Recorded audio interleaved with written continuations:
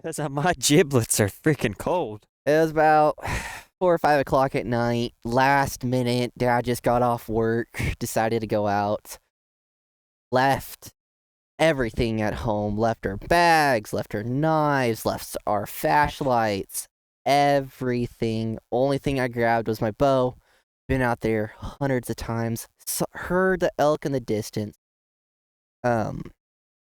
Saw them way the hell, like 2 mountains over.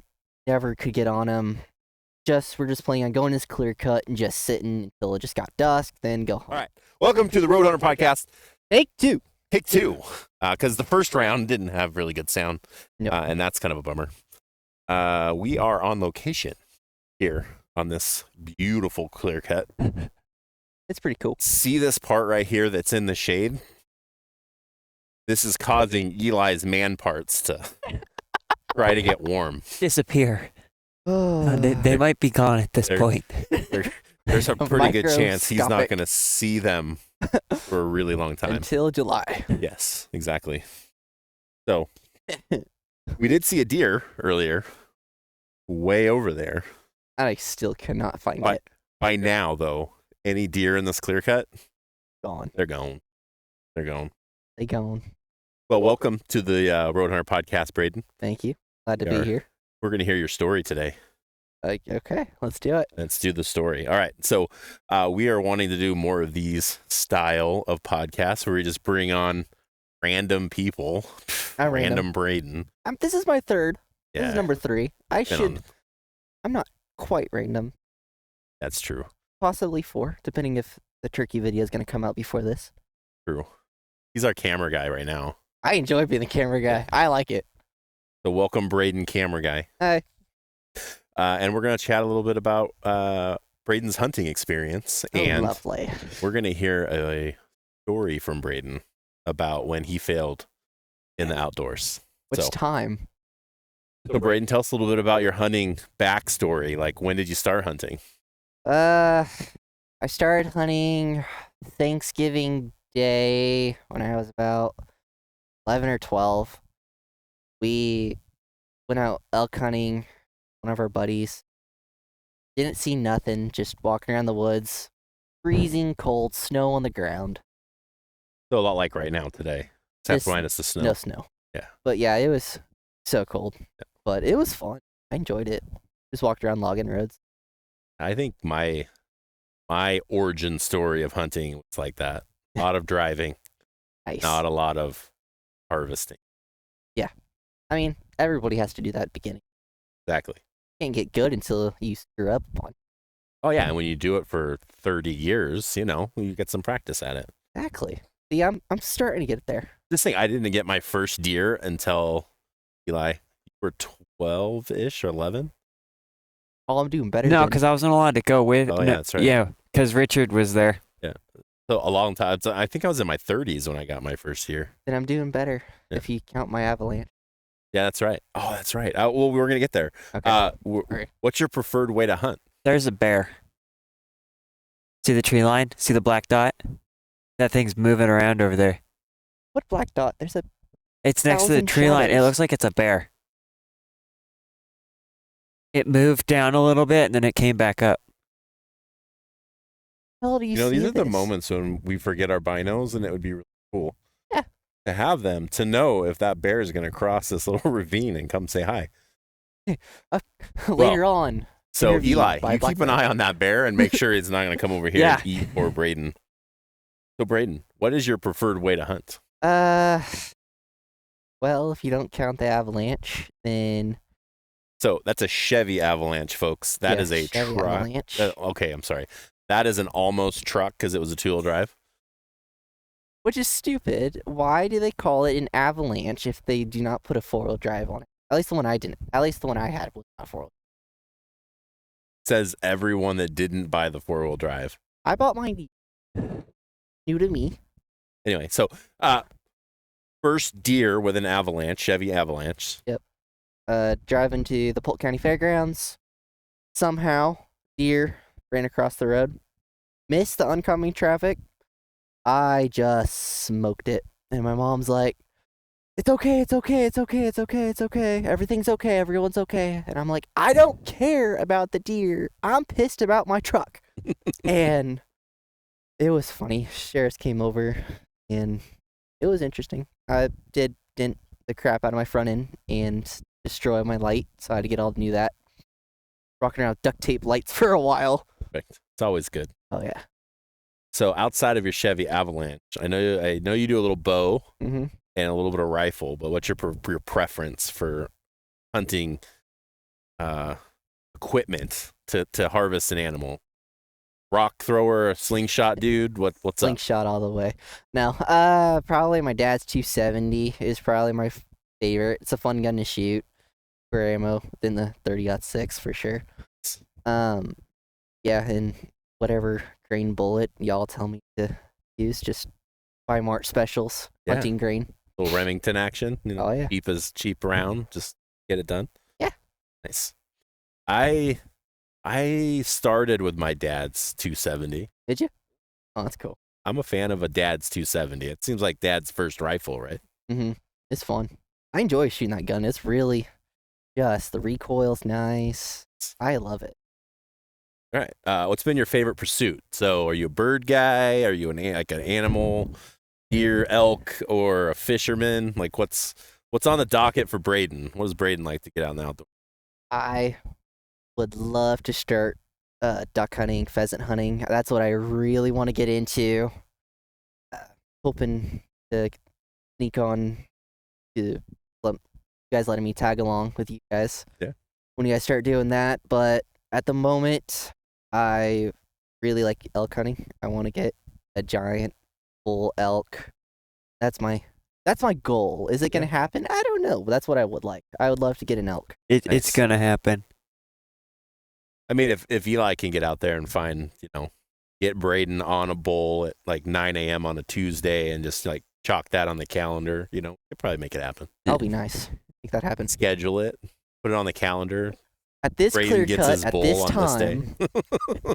November 11th. yeah, November 11th, right 2 next to p.m. the truck. And can you just like jump in the back of the truck? So Yeah, like, I mean, it's pretty what heavy. you really want to do is be able to like back it up to the clear cut and just let it roll right into the bed so you don't have to do any work. That'll be amazing. Isn't that the dream? Can you get that? Can you get on that for me, Eli? It's hard to talk. I'm cold. You can do that, dude. Like you got a business. You got a Yes. guide business in your future. I'll be here at this Oh time. man, I think he's gonna literally freeze to death. He is so cold. This is why I spend so much money on my insulation. Uh-huh. You guys are shivering over there, and I'm I'm cold. cold. I was good the first time. Yeah, this- round 2. I mean, we've been here for a while, so hypothermia might be a real deal. All right, how do you prepare for a hunt? Set everything out night prior. Make sure. Sounds like you make sure there's gas in the rig because driving's an yeah. effort. I almost ran out of gas once. Luckily, we caught it right. We were at the last gas station. Nice. Luckily, we caught it. Make sure I have all the stuff in my bag. Always make sure I have my first aid kit on me. Snacks, because you always need snacks when you're out in the but woods. what's your favorite snack though? Like if you're gonna what's your go-to? Ooh. Are you a beef jerky? Are you a gummy, sour gummy? If I'm One out of those in the woods, nutrition bar things. Those taste like crap. yeah, I don't like those. I'll do a peanut butter jelly sandwich, or in just a bunch of candy. Just stuff. can't. You know, Get the carbs in there. Yeah. You get the energy. it's a good way to make yourself feel better after walking 12 miles. Then you're like, I have to walk back. Yeah. Crap. All right. So what do you got to make sure is in your pack? Like what's that one piece of equipment that you must have? Must have. Always my first aid kit. I always try to remember my binos. I forget it almost every single. I always forget my binos. Disappointing. Binos are so important. I agree. I forget them all the time though. But binos, water, sleeping bag. Well, I don't bring it. It's in the truck. So yeah, Medical, medical. I love team like a first aid, bag. like junkie. Yeah. Like a first aid junkie. Yeah, my bag is mostly first aid stuff, just because I call myself 3/4 I'm almost an EMT. almost. You know, if you notice, we got into the our headsets have a little redneck engineering happening here because we forgot the little puffies for them, the wind screens. Yeah. And Brayden was making fun of Eli about his really terrible scissors Oh, they're that terrible. we had to cut the gauze. Yeah, I'm getting you some good trauma shears. You're welcome. Yeah, I mean, I have a finger saw, the finger saw won't cut gauze. but it'll cut a tree.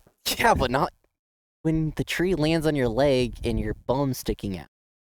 Don't know if you can use this. I'm very sorry. How are you gonna, finger saw your gauze to Just rub fit some right? dirt on it and keep going. It's fine.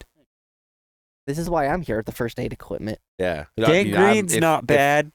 I'm a now that I see the level of quality of the first aid kit that we got Eli, we're gonna have to go through that a little bit and see I'll go through it for you. if those things are really gonna work. Because Amazon first aid kit probably not the best. No, out there. Amazon first aid kit's good. The bag is good. Then I just add all the stuff that I want in it. That's what I do. Is I have just the Amazon bag. Then I add the gauze. Come on now, don't mess with my equipment here. You gotta watch out. Very sorry. I have the gauze. I have the trauma shears. I have the tourniquets. You always want 2 tourniquets. Everybody always brings 1. You want 2. It's in case you get a really good bleed. Yeah, because you can always put a second one in if one's not doing well. Right. Um, We've got agenda here today. You? You have a story, sir. You have a story of failure in the outdoors. So Yeah. it I think is- everyone has a failure story. You know what? I've been pitching this idea like, hey, we'd like to get some just regular people on the podcast to talk about when we really just blundered it up in the woods. And everyone I've talked to is like, oh, yeah, I got one of them. And they're like, I know exactly which one I'm thinking. Like, people got it. They know. Oh, Like yeah. everyone has done it that's been in the outdoors, have forgot something that was critical, have fallen down, have hurt themselves, have missed, have seen the stump deer, Oh, yeah. shot all their rounds out of their gun and missed everything, or cycled through all of the rounds in their gun thinking they shot but they didn't. There's 1,000 ways this thing can go sideways in the woods, and 999 of them are probably funny, and that's what we're kind of looking for. Perfect. That or the wah wah wah, right? So I got Brayden. one. You can tell me if it's the funny one or the want want want. I think it's the wah wah wah one because we've already done this. This is round 2, so I can go ahead and project to the future. But hey, man, what's your story? All Tell us a right. little bit about your hunt. So, take 2 on my story. This, we showed up to this clear cut. It was about 4 or 5 o'clock at night. Just Private or public? talking to you. That's right. That's right. This counts in Eli's eyes. If it's private, it's no go. I mean, it's Did it really happen? It's really what it. somewhat private land. It's somewhat just because he lets a lot of guys on it. Yeah. Or, private land. Because it's this local dairy farmer. So it is private. Yeah, but he lets anybody who asks him, he lets them go on it. So there's a lot of hunters it that wasn't go going on to count it. anyway because of the story. So let's get to the story. It was about 4 or 5 o'clock at night. Last minute, Dad just got off work, decided to go out. Left everything at home. Left our bags, left our knives, left our flashlights, everything. Only thing I grabbed was my bow. Been out there hundreds of times. Heard the elk in the distance. Saw them way the hell 2 mountains over. Never could get on them. We're just planning on going this clear cut and just sitting until it just got dusk, then go home. Wasn't planning on seeing nothing. Sure enough, that's when we saw something. Just getting my bow undone, just put my quiver on, and start hearing this rustling in the background, and my brother saw the spike first, but the spike just took off. smack dab in the middle of this clear cut. And I'm like, holy cow, let's go get this thing. And my vision is just, I am going to get you. I have dibs. Just this spike, it just took off. And I just started going right at smack down the middle. Don't ever do. That's what I was trying to do. Luckily, my brother took my collar and said, don't do that. Go around this way. So we went around to go flank them. They're coming out this hill. And we're just sitting. They're calling. They're rustling up. They're so close. There's 75, 100 elk, cows, bulls, calves. And this cow and 2 calves came out where we could see them. And they're just staring at us. And it was so cool. We're about 10 yards. And they're just staring right at us. I know how big they are, but when you're up that close, you're like, holy cow, this is cool. And I'm just freaking out. And Blake's like, draw your bow right now. So I draw my bow. He's like, there's a big bull coming. And I could see some big bulls in the distance. And this big bull's pushing out now probably 3 or 4 cows and a bunch of calves, and they're pushing out. And I think that's the only reason why they did not spook, because they were staring at us. And luckily the wind was in our favor as well. They're staring right at us. And he's just, just pushing them. And Blake's on the rangefinder. He's calling out the ranges. And he's like, 35, 40, 45. And it just stops. Broadside. Picture perfect. It is beautiful. And I'm just trembling like, oh my gosh, it is happening. It is my time to shine. And I went, and he told me the yardage, and I put on the pin, and I shot. And it felt like hours. Like time stood still, just watching this arrow go. And it hit the elk. I was like, oh, yes, I could see the arrow bouncing. I'm so excited. I wanted to go run after. And I'm just like, want to go after. I want to go after. Blake's like, don't. And we started, let it sit for a little bit. Started go tracking it. Tracked it a couple miles. Found the arrow. At this point, it is pitch black. So we called our buddy Darren and his sons, Jacob and all them, and they're like, can you bring some flashlights? We left everything. So he came out, we started tracking it. We probably tracked it 8-10 miles up in this, and the blood is just getting smaller and smaller and smaller, and my heart is just breaking. Found my arrow, and that was it. Didn't see it again. I was so sad because it was like right at the end of the season too. Like that was like our last big shot of getting one. And about 2-3 weeks later, this other hunter, he's a rifle hunter, he calls this guy and he's like, hey, do you have any archery hunters? Have any archery hunters coming out this year? Like, yeah, why? And he's like, well, I just got an elk, big 6x6, and they shot up my brisket and just, I'm like, I have dibs on that elk. And he's like, he sent me a photo of this giant 6x6 above his bed. Like, I'm mad they destroyed the elk. They destroyed the brisket. I'm like, I'm mad. I'm mad you I took had my elk. dibs. You stole my elk. Oh, that's a bummer, man. Yeah. So it was a wah story. Yep. Wow. But Yeah, that's a bummer. But it was so cool just being that close to all the elk.